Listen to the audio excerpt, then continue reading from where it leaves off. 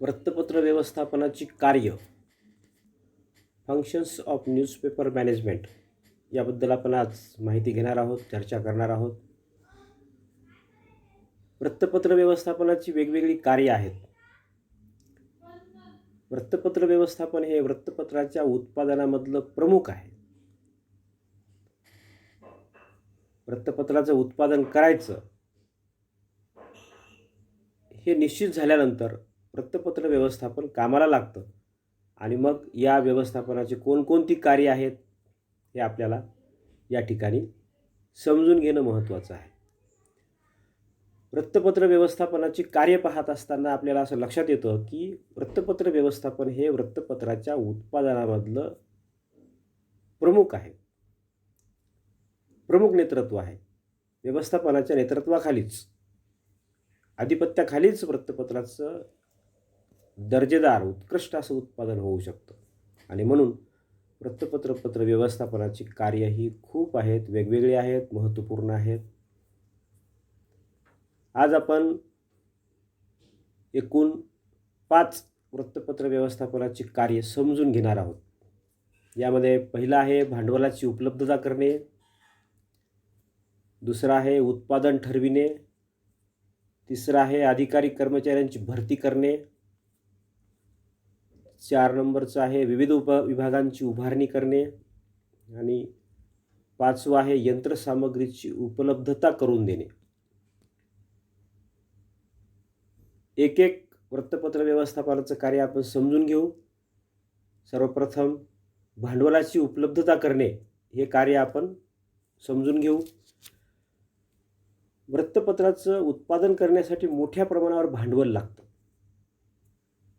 पैसा लागतो. या भांडवलाची उभारणी करण्याचं अत्यंत महत्त्वाचं कार्य व्यवस्थापनाला करावं लागतं.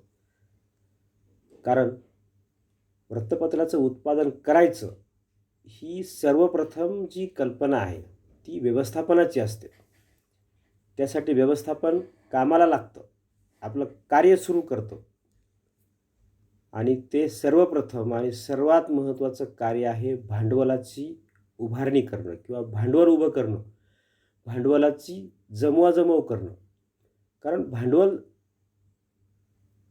जमा केल्याशिवाय वृत्तपत्राच्या उत्पादनासाठी आवश्यक असणाऱ्या इतर विभागांची निर्मिती उभारणी करता येणार नाही. कारण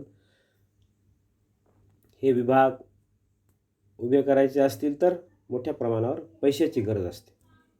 वृत्तपत्राचं उत्पादन सुरू करायचं असेल तर मोठ्या प्रमाणावर यंत्रसामग्री लागते, त्यासाठी भांडवल आवश्यक आहे.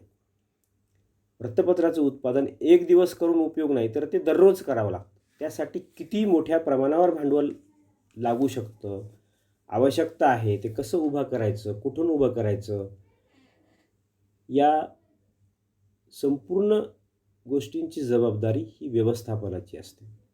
आणि म्हणून वृत्तपत्र व्यवस्थापनाचं हे फार महत्त्वाचं कार्य आहे. हे कार्य पूर्ण झाल्याशिवाय इतर कार्याकडे व्यवस्थापनाला वळता येत नाही.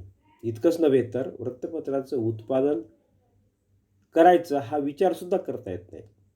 कारण पैसा, भांडवल हे खूप महत्त्वाचं आहे. त्यानंतर दुसरं कार्य आहे उत्पादन ठरविणे. भांडवलाची उभारणी केल्यानंतर, भांडवलाची उपलब्धता निर्माण केल्यानंतर वृत्तपत्र या वस्तूचं उत्पादन कधी, किती आणि कसं करायचं याचे निर्णय व्यवस्थापन घेतं. साधारणतः वृत्तपत्राचं उत्पादन 2 महिन्यानंतर करायचं असेल तर किमान 1-1.5 महिना, 2 महिने अगोदर सर्व विभाग कार्यरत करावे लागतात. त्यांचं काम सुरू करावं लागतं. डमी अंक काढावे लागतात, नमुना अंक काढावे लागतात. नंतर कुठं रेग्युलर उत्पादनाला सुरुवात होते. वृत्तपत्राचं उत्पादन कधी करायचं, कधीपासून करायचं ह्याची निश्चित तारीख व्यवस्थापन ठरवतं आणि सगळ्या विभागांची उभारणी करून उत्पादनाला सुरुवात करतं. त्यानंतर वृत्तपत्राचं उत्पादन किती करायचं, किती प्रमाणात करायचं हे सुद्धा व्यवस्थापनच ठरवतं. व्यवस्थापनाला याबद्दल निर्णय घ्यावा लागतो. जर जास्त मोठ्या प्रमाणात उत्पादन करायचं असेल तर तेवढ्या प्रमाणात सर्व विभागांची निर्मिती करावी लागते. त्या विभागात तेवढ्या प्रमाणात कर्मचारी भरती करावी लागतात. म्हणून आपण ते किती प्रमाणात करू शकतो हे निश्चित करून, हे ठरवून व्यवस्थापनाला किती वृत्तपत्राचं उत्पादन करायचं हे ठरवावं लागतं. त्यानंतर वृत्तपत्राचं उत्पादन कसं करायचं हे सुद्धा व्यवस्थापनच ठरवतं. किती पानांचं वृत्तपत्र असलं पाहिजे, आपल्याला किती शक्य आहे, आपल्या भांडवलाची उभारणी किती प्रमाणात झालेली आहे, यावरून उत्पादन कसं करायचं, रंगीत करायचं का ब्लॅक अँड व्हाईट करायचं, हे सुद्धा व्यवस्थापनच ठरवतं आणि त्यानुसार निर्णय घेतं. यानंतर तिसरं कार्य आहे अधिकारी कर्मचाऱ्यांची भरती करणे. वृत्तपत्राच्या उत्पादनासाठी वेगवेगळे विभाग आहेत. व्यवस्थापन विभाग आहे, संपादकीय विभाग आहे, जाहिरात विभाग आहे, हिशोब विभाग आहे, जनसंपर्क विभाग आहे, वितरण विभाग आहे, संशोधन आणि प्रशिक्षण विभाग आहे. या सर्व विभागामध्ये अतिशय हुशार, अनुभवी अशा अधिकाऱ्यांची नियुक्ती व्यवस्थापनाला करावी लागते. यासाठी व्यवस्थापन खूप अगोदर कामाला लागतं. कोणत्या वृत्तपत्रामध्ये कोणता अधिकारी कोणत्या विभागामध्ये हुशार आहे, कल्पक आहे, अभ्यासू आहे, अनुभवी आहे, याचा ते शोध घेतात आणि त्या वृत्तपत्रातले अधिकारी आपल्याकडे जास्तीचा पगार देऊन मिळवण्याचा प्रयत्न करतात.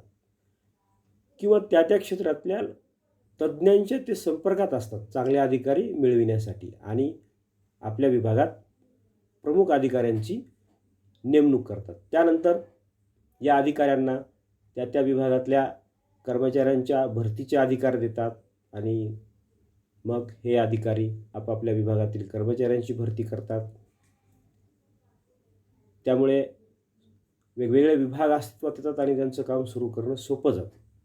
अशा पद्धतीने अधिकारी आणि कर्मचाऱ्यांची भरती करणे हे सुद्धा व्यवस्थापनाचंच कार्य आहे. अधिकाऱ्यांना व्यवस्थापनाच्या मार्गदर्शनाखाली हे काम करणं आवश्यक असतं. त्यानंतर चौथं आहे विविध विभागांची उभारणी करणे. अधिकारी आणि कर्मचाऱ्यांची भरती केल्यानंतर व्यवस्थापन वेगवेगळ्या विभागांची उभारणी करतं. कोणत्या विभागाला किती महत्त्व द्यायचं आणि तिथे किती कर्मचाऱ्यांची, अधिकाऱ्यांची भरती करायची हे व्यवस्थापन ठरवतं. कोणता विभाग जास्त स्ट्रॉंग बनवायचा, सशक्त बनवायचा, त्यामुळे आपल्याला उत्पादन करणं सोयीचं जाईल, सोपं जाईल. कमीत कमी अडचणी निर्माण होतील आणि त्या तात्काळ सोडवता येतील या संबंधानं व्यवस्थापन खूप गंभीर विचार करत असतं आणि त्या विचारांती वेगवेगळ्या विभागांची उभारणी करतं. विशेषतः जाहिरात विभाग हा खूप सक्षमपणे उभा करावा लागतो, कारण वृत्तपत्राचं उत्पादन किती काळ चालणार आहे हे जाहिरात विभाग ठरवतो. कितीही मोठ्या प्रमाणावर भांडवलाची उभारणी केली तरीही वृत्तपत्राचं उत्पादन फार काळ होऊ शकत नाही. एका विशिष्ट कालावधीनंतर वृत्तपत्राचा जो खर्च आहे तो जाहिरातीमधून मिळणाऱ्या उत्पन्नातून भरून काढावा लागतो आणि म्हणून जाहिरात विभागाच्या उभारणीसाठी व्यवस्थापन विशेष लक्ष देतं. तसंच वितरण विभागातच सुद्धा आहे. अशा वेगवेगळ्या विभागांची उभारणी करणं हे व्यवस्थापनाचं खूप महत्त्वाचं कार्य आहे. त्यानंतर पाचवं आणि शेवटचं या भागातलं व्यवस्थापनाचं कार्य आहे यंत्रसामग्रीची उपलब्धता करून देणं. वृत्तपत्राचं उत्पादन करण्यासाठी वेगवेगळ्या यंत्रांची गरज असते. वृत्तपत्राचं उत्पादन केवळ मनुष्यबळावर होत नाही. प्रशिक्षित, अनुभवी आणि कार्यक्षम मनुष्यबळाला अत्याधुनिक यंत्रसामग्री उपलब्ध करून दिल्याशिवाय दर्जेदार वृत्तपत्राचं उत्पादन होऊ शकत नाही आणि दर्जेदार वृत्तपत्राचं उत्पादन केल्याशिवाय ते वाचक स्वीकारत नाहीत, वाचकांमध्ये ते पॉप्युलर होऊ शकत नाही. त्या वृत्तपत्राच्या वाचकांमध्ये प्रचार प्रसार होऊ शकत नाही. आणि ज्या वृत्तपत्राचा वाचकांमध्ये प्रचार प्रसार होणार नाही त्या वृत्तपत्राला जाहिराती कोणी देणार नाही आणि म्हणजेच ते वृत्तपत्र फार काळ टिकणार नाही. म्हणून जी आवश्यक यंत्रसामग्री आहे ती उपलब्ध करून देण्याचं काम व्यवस्थापनाचं आहे. त्यासाठी जे भांडवल लागतं, जो पैसा लागतो त्याची उभारणी सुरुवातीलाच व्यवस्थापनाला करावी लागते. अत्याधुनिक मुद्रण यंत्र असेल,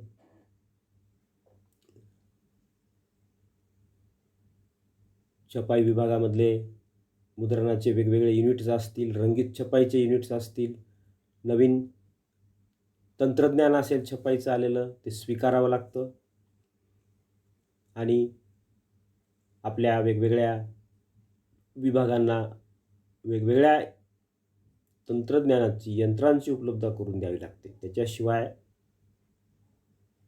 दर्जेदार अशा वृत्तपत्राचं उत्पादन होऊ शकत नाही. अशा पद्धतीने हे 5 वृत्तपत्र व्यवस्थापनाची अतिशय महत्त्वाची कार्य आहेत. पहिल्या भागामध्ये हे 5 कार्य आपण विचारात घेतलीत. आणखी 6 कार्य आहेत ते आपण पुढच्या भागामध्ये पाहू. आज आपण या ठिकाणी थांबूयात.